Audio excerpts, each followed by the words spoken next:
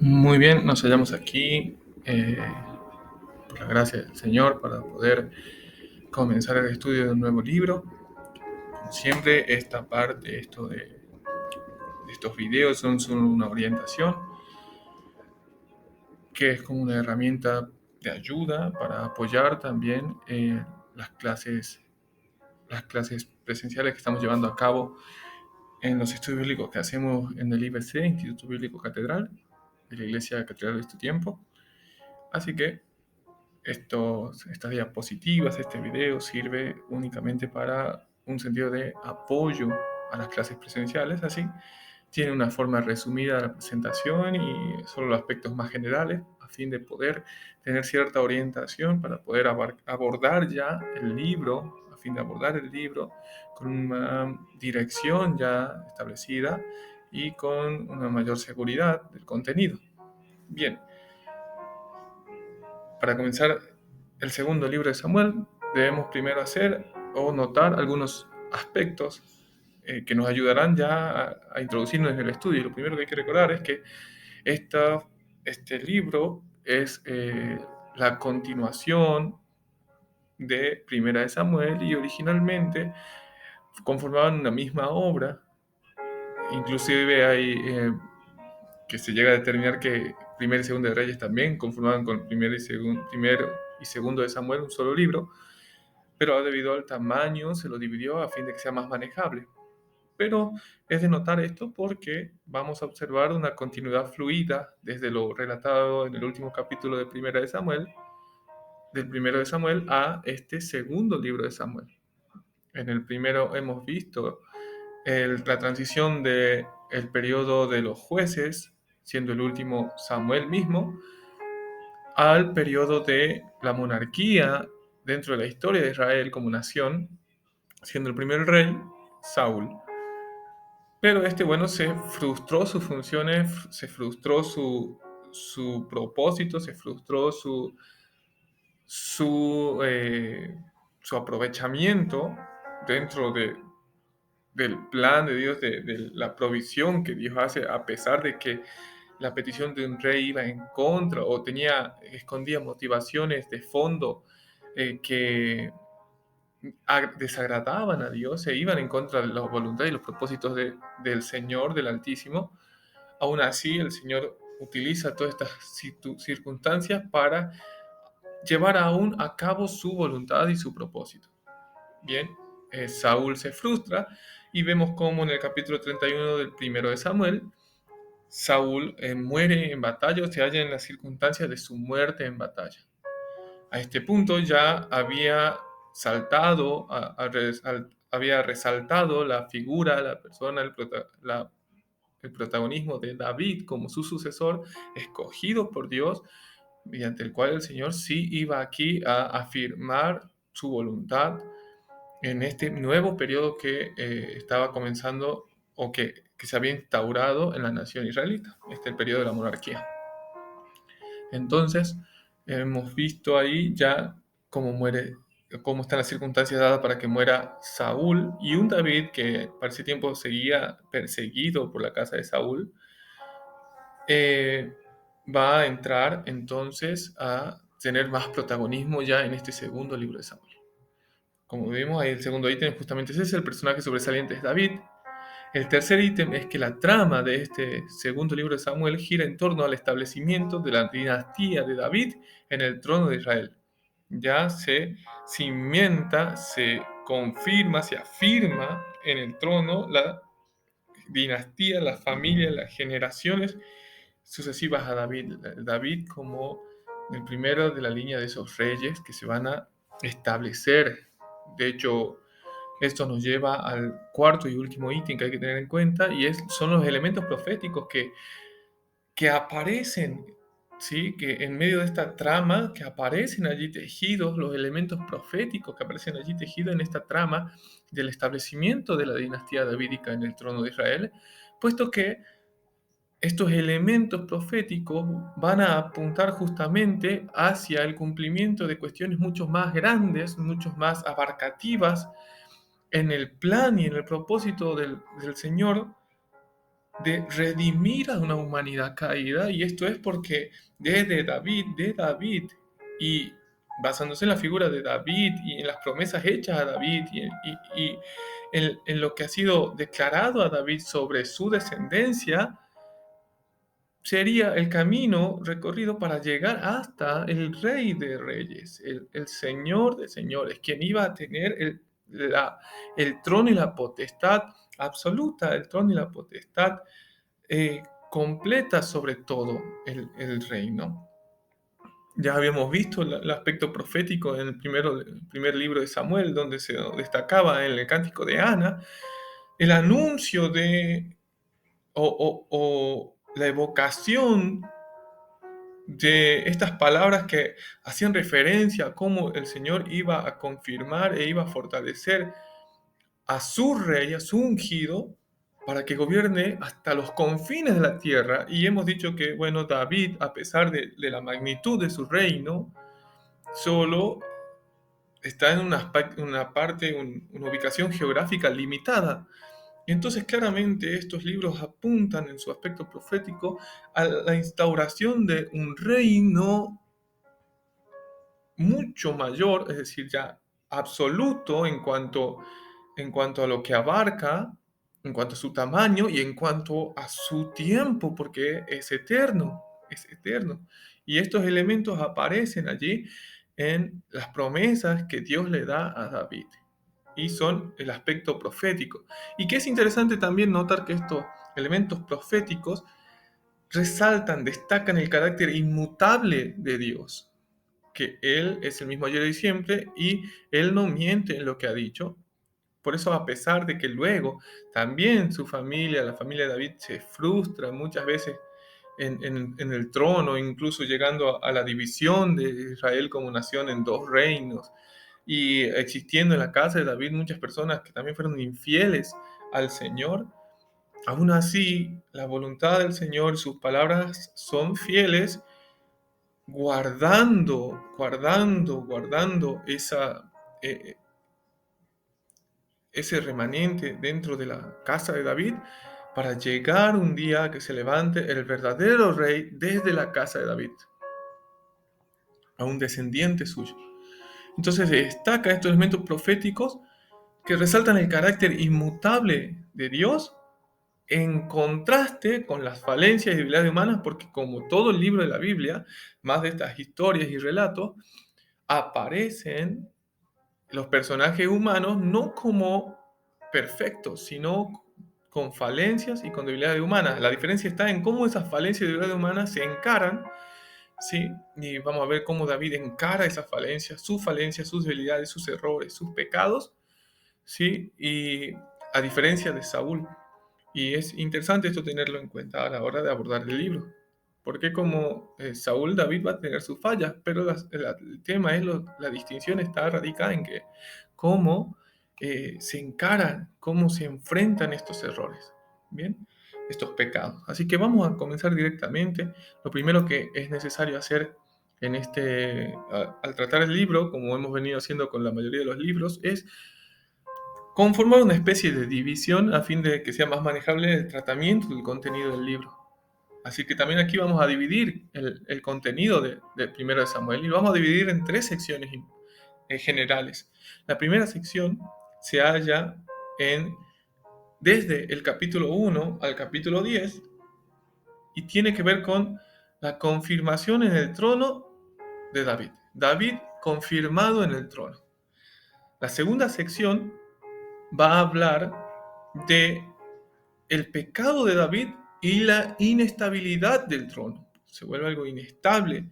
Eh, esa confirmación que había sido un principio, ahora toma tintes de inestabilidad debido al pecado de David. Se halla en 2 de Samuel, capítulo 11, hasta el capítulo 20, en el cual vamos a ver dos rebeliones grandes hacia David, hacia el gobierno de David como rey ahí en Israel. Y por último, vamos a hallar una sección suplementaria donde nos vamos a encontrar con otros hechos y sucesos del reino de David, además de unas palabras que evocan a los salmos, ¿sí? Al carácter de David como adorador, como salmista. Bien, eso vamos a encontrar desde el capítulo 21 al capítulo 24 de segundo libro de Samuel.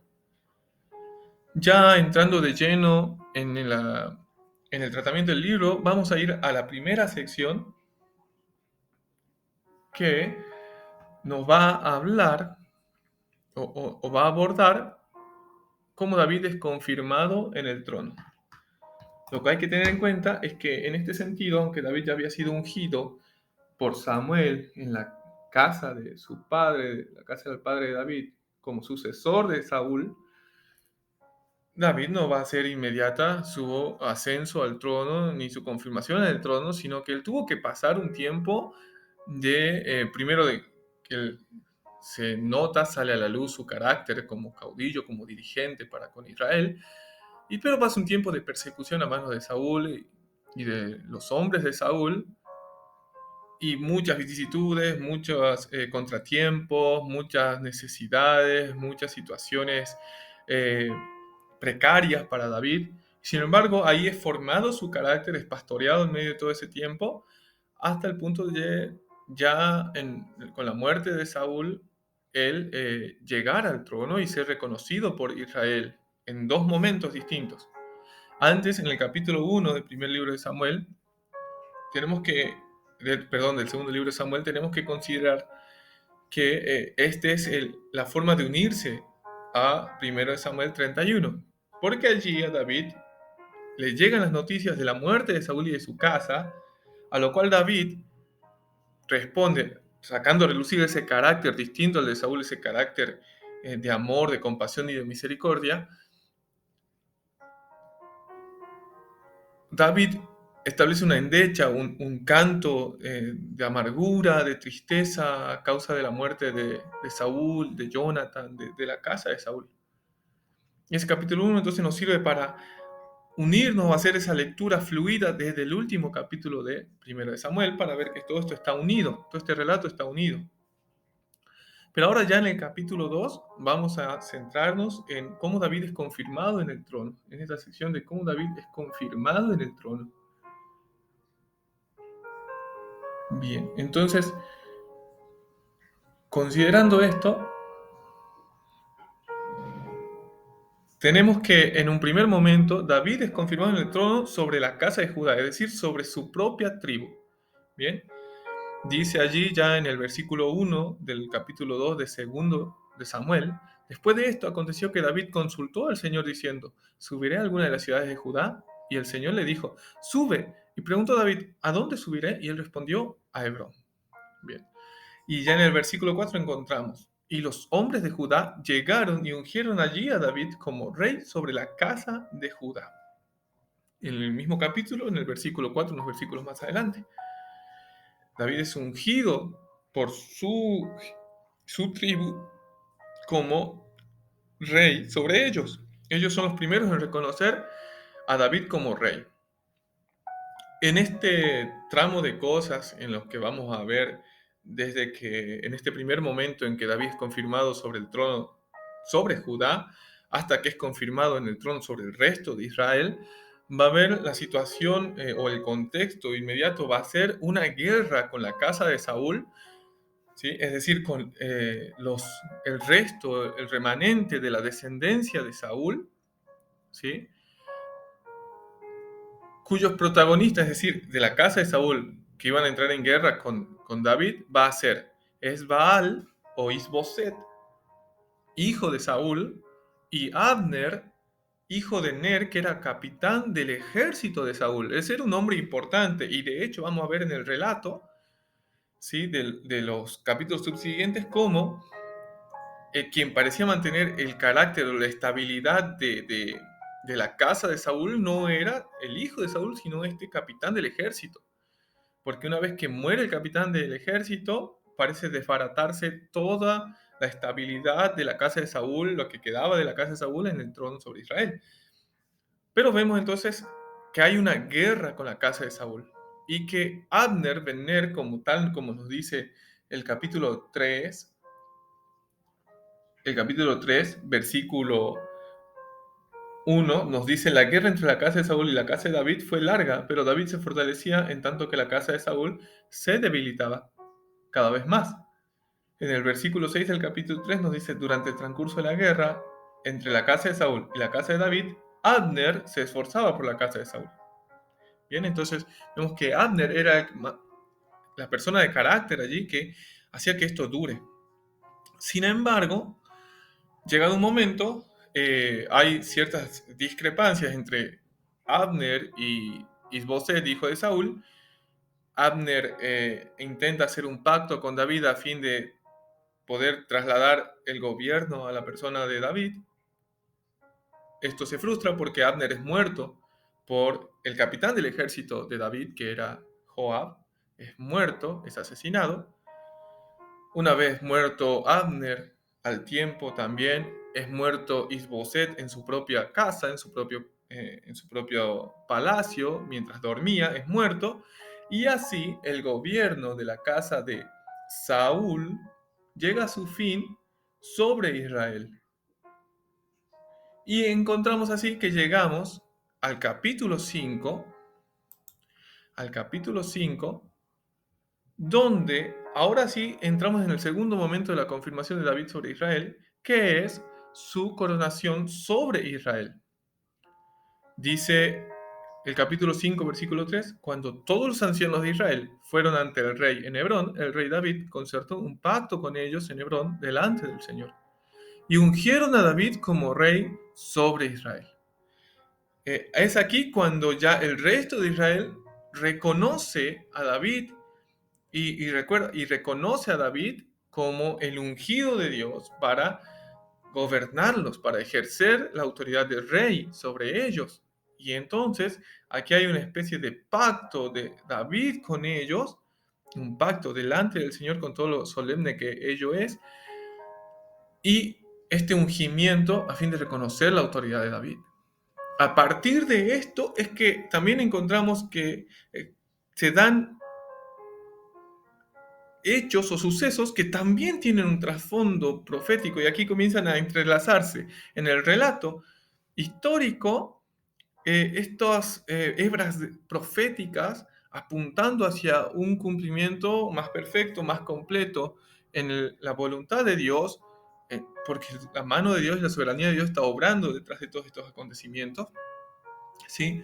Y lo primero que hay que tener en cuenta es lo que hace David a partir de que es ungido rey sobre el resto de Israel, es que lleva a cabo la conquista de Jerusalén, que estaba a mano de los jebuseos, conquista Jerusalén y establece en Jerusalén su centro de gobierno, edificando en Jerusalén, edificando la fortaleza que es la ciudad de David o Sión, que ahí, como pueden apreciar, hay pasajes en donde se relata o donde pueden encontrar estas referencias proféticas de la importancia o la mención de Sión dentro de la profecía, ¿sí?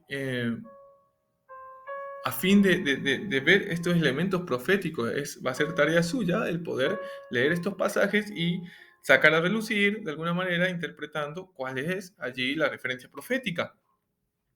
Pero quizás la más interesante eh, es la de Miqueas, en donde nos habla del reino universal de Dios por medio de su Hijo, de su Rey eterno, ¿sí? Y que de Sión saldría la ley, es decir, de Sión saldría la legislación de este reino, de esa ciudad de David saldría la legislación, pero tiene que ver con el trono de David en el cual se sentaría un descendiente de David.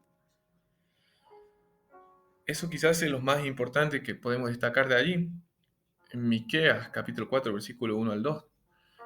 Lo segundo que ocurre luego que David es declarado rey o reconocido rey y ungido rey sobre el resto de Israel, es que es el traslado del arca del pacto. Dice que una vez que David ya se estableció, sí, ya se estableció, esto aparece en el capítulo 6, ya se establece David como rey, tiene paz de sus enemigos, él ya construye su casa, él viene a su corazón el construirle un templo, una casa para el arca del pacto que, dice ahí, habitaba entre cortinas o habitaba, perdón, no, me estoy equivocando, que David quiere hacer subir el arca, perdón, exactamente. Quiere él hacer trasladar el arca, antes de querer construir una casa, él quiere trasladar el arca y la traslada hasta Jerusalén. En un principio, el arca estaba en otro sector de la nación israelita, el tabernáculo estaba en otro sector del territorio israelita, y David quiere trasladar el arca y la lleva hasta Jerusalén, hasta cerca de donde él vive, hasta cerca de Sión. Allí él había levantado unas cortinas, una tienda, a fin de poner el arca ahí. ¿Y por qué es importante esto? Bueno, si podemos notar los elementos del traslado de esa arca, que aparecen más detallados quizás en el relato paralelo que hay en primero de Crónicas, ¿sí? En los capítulos 13, capítulo 15, capítulo 16, no, aparece relatado todo lo que estuvo alrededor de ese traslado del arca del pacto, del arca del mobiliario donde se hallaba las tablas de la ley, donde se hallaba la vara de Aarón, donde se hallaba el maná que estaba allí, y el arca misma siendo símbolo del gobierno de Dios, de la presencia de Dios en medio de su pueblo, del gobierno de Dios, ¿sí? Porque ahí están los querubines en la tapa, guardando, rodeando donde Dios se manifestaba sobre esa tapa, ¿sí? La gloria de Dios se manifestaba allí. Pero también esto tiene referencias proféticas y por allí son más de notar estas referencias, puesto que tienen que ver con abarcando ya o alcanzando a las naciones. En Amós 9, 11 al 12 aparece esta cita y que sería muy importante tenerlo en cuenta en Amós capítulo 9, puesto que se nos va a hablar de esto. Dice, capítulo 9, versículo 11 de Amós, dice, después de estas cosas volveré y reconstruiré el tabernáculo de David, que ha estado caído, y reconstruiré sus ruinas, y volveré a erigirlo, para que busquen al Señor el resto de los hombres, y todos los gentiles sobre los cuales es invocado mi nombre, dice el Señor, que hace conocer estas cosas desde el principio. Vemos aquí entonces que quien se propone reconstruir este tabernáculo, esta tienda que David levantó en estos sucesos que relata primero de Samuel, para que posase ahí el arca, delante de la cual ofreció adoración, ofreció alabanza, ofreció holocausto. Allí ofreció sacrificios, ofreció ofrenda, una forma de adoración sin mediación sacerdotal, en la cual David mismo se acercaba a Dios para ofrecer. Dice que a esta manera de culto, a esta manera en que David ofreció culto a Dios delante del arca del pacto en el tiempo en el que la trasladó hasta Jerusalén, de esta manera Dios, o por esta manera, Dios iba a levantar de nuevo el tabernáculo, esa tienda que David había levantado allí, para que los hombres, todos los hombres, el resto de las naciones, los gentiles, que invocan su nombre, que temen a su nombre, también puedan adorar al Señor, también puedan servirle, también puedan buscarlo, también puedan estar delante de la presencia sin mediación humana, sin mediación de hombres, sin mediación de organizaciones. Ya no solo Israel, sino el resto de los hombres. Y esto es de más notable porque estas palabras son confirmadas su cumplimiento profético en Hechos 15 de boca de un israelita discípulo, había sido discípulo del Señor y allí estaban en un concilio importante para tratar la introducción de los gentiles, que a ese punto en Hechos ya habían ocurrido las experiencias de Cornelio, un romano, en presencia de Pedro, y las primeras tareas misioneras, que si se puede decir, las tareas de predicación que hizo Pablo, gentiles llegan a la fe del Señor, y en Hechos 15 se trata esta situación porque era importante cómo o qué se iba a considerar, esto, cómo se iba a tomar esto de que los gentiles están entrando a la fe, están recibiendo testimonio del pacto confirmado por Dios para con ellos también, no solo con Israel, sino con los gentiles, con las demás naciones, están siendo confirmadas en el pacto recibiendo el Espíritu Santo de la promesa, entonces allí toman las profecías de Amós. Sí, Jacobo toma la profecía de Amós y en Hechos 15, capítulo 15, versículo 13 al 18, toma la profecía de Amós para hacer notar que esta llegada de los gentiles, esta introducción y confirmación del pacto de Dios para con los gentiles, estaba profetizado y está descrito, estaba ya anunciado, porque ya no hay mediación, ya no sería necesario todo el armado del, que se había construido, todo el templo que se había construido, ya no había haber mediación para que los gentiles lleguen a la presencia de Dios. Y entonces eso es lo que se está cumpliendo allí. Por eso es importante notar el traslado del arca y todo lo que ocurre en esa circunstancia, porque tienen que ver con una profecía y un cumplimiento ya hecho dentro del plan de Dios para redimir a la humanidad.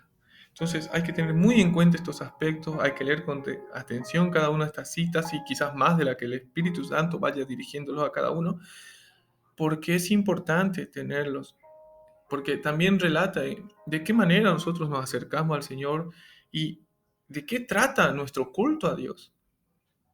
A pesar de ser gentiles, estamos viendo que nos estamos acercando a un Dios que se manifestó primero y dirigió primero los destinos o los pasos de un pueblo en especial, y de allí se ha marcado para nosotros. Entonces debemos considerar todos estos aspectos y tenerlos muy en cuenta.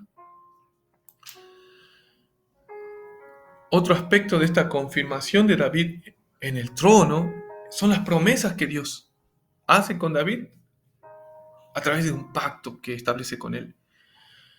Dice en el capítulo 7, versículo 11, además, el Señor te hace saber que el Señor te edificará casa. Esto sí ya es en la circunstancia en que David quiere construirle una casa, un templo para el arca, y ya no habita entre cortinas, pero el Señor dice que él no va a construirle una casa, pero sí le dice algo. A través del profeta, a través de un profeta, del profeta Natán, le dice, el Señor te hace saber que el Señor te edificará casa. Y como si pueden volver a la primera diapositiva, es el texto clave, porque tiene que ver con el trasfondo o el elemento central de lo que se relata aquí. En segundo libro de Samuel, el Señor te edificará casa. Cuando tus días se han cumplido y duermas con tus padres, entonces levantaré a tu descendiente después de ti, el cual saldrá de tus entrañas, es decir, será de su linaje, y afirmaré su reino. Él edificará casa a mi nombre, y yo afirmaré el trono de su reino para siempre. Yo le seré por padre y él me será por hijo. Ahora en el versículo 16 dice, tu casa y tu reino permanecerán para siempre ante ti y tu trono será estable eternamente. Y nosotros vamos a entender que con las referencias que aquí le he dado de la promesa y de la profecía, esos dos aspectos de este pacto que Dios hace con David, que tenemos que separarlo, pero tenerlos en cuenta que están los dos entremezclados, la promesa y la profecía.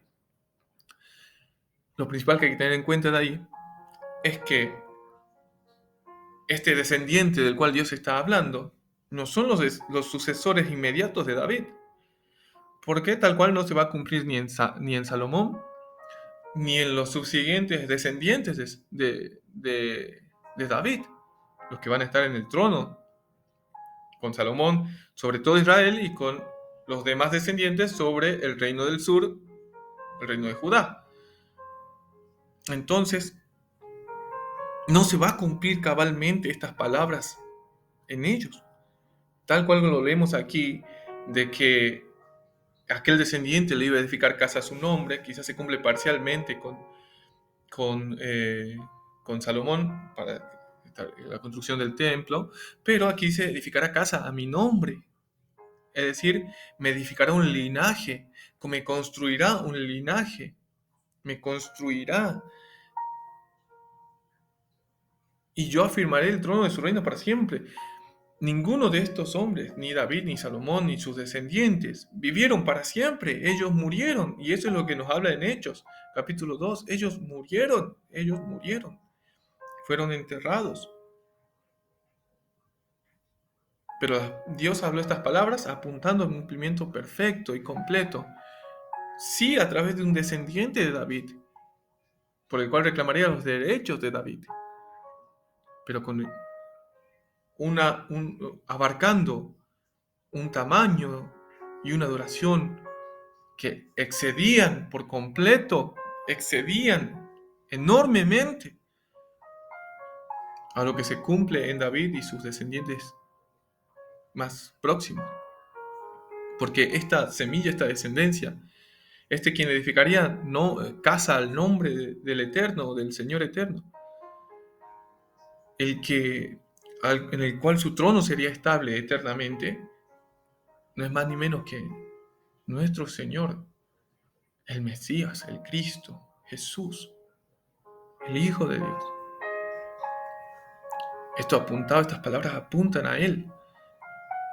Y están aquí versadas, están aquí tejidas, están aquí en este relato, están allí, aparecen allí. Además de la profecía, obviamente, de los profetas. Así que hay que tener muy en cuenta los elementos proféticos porque destacan justamente la fidelidad y el poder de Dios para cumplir sus palabras, para llevar a cabo sus planes. Bien, como última diapositiva, en esta primera sección, vamos a ver cómo el reino de David es afirmado. Y también es un aspecto, es un espejo de cómo también el reino del Mesías es afirmado. Primero en victoria, ahí se relata en el capítulo 8, en el capítulo 10, diversos enfrentamientos que David tuvo con enemigos y cómo David venció a todos sus enemigos, cómo venció a todos esos pueblos que se levantaban contra él. Lo que yo quiero resaltar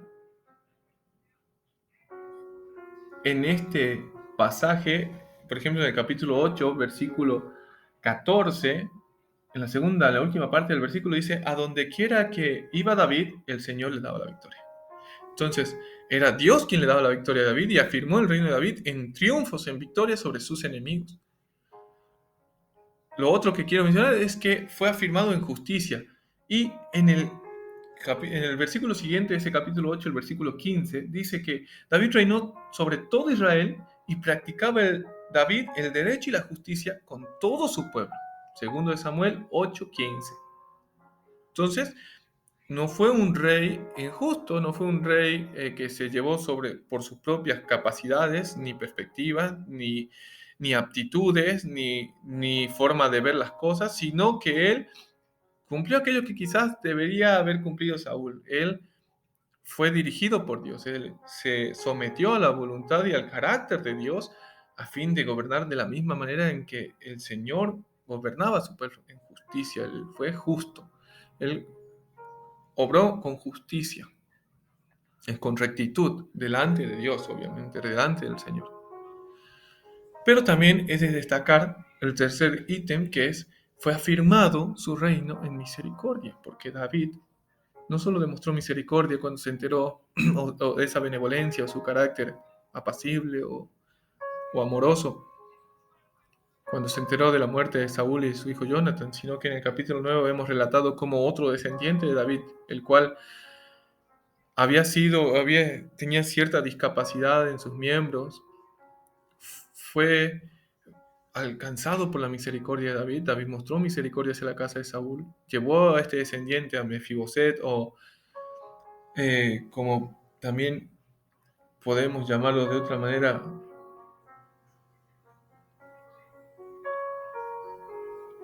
sí, Mefiboset, o Merib Baal también es otra forma de llamarlo, hijo de Jonathan, hijo de Saúl. Él demuestra misericordia, y no es la primera vez que va a demostrar misericordia, también en otros momentos de este relato del segundo libro de Samuel va a demostrar esa misericordia, aún en medio de circunstancias difíciles, va a mostrar misericordia como la mostró con Saúl, no matándolo, cuando tuvo la oportunidad y la justificación para hacerlo. Demuestra aquí misericordia sobre este varón descendiente de Saúl, Entonces vemos que el reino de David fue afirmado en triunfo, en victoria, en justicia y en misericordia, que es un espejo de cómo el reino de nuestro Señor, del Mesías, del Cristo, es afirmado también en triunfos, porque Él venció a la muerte, en justicia, porque Él gobierna con la justicia y la rectitud de la palabra de Dios, del carácter de Dios, y la misericordia que ha mostrado a todos nosotros que nos hemos acercado a Él por medio de su misericordia, justamente, por medio de su bondad y de su gracia. Entonces, hasta aquí hemos llegado con el tratamiento de esta primera sección del primer libro de Samuel. Quedarán tratar las otras últimas dos secciones, pero hasta aquí hemos llegado. El Señor les bendiga.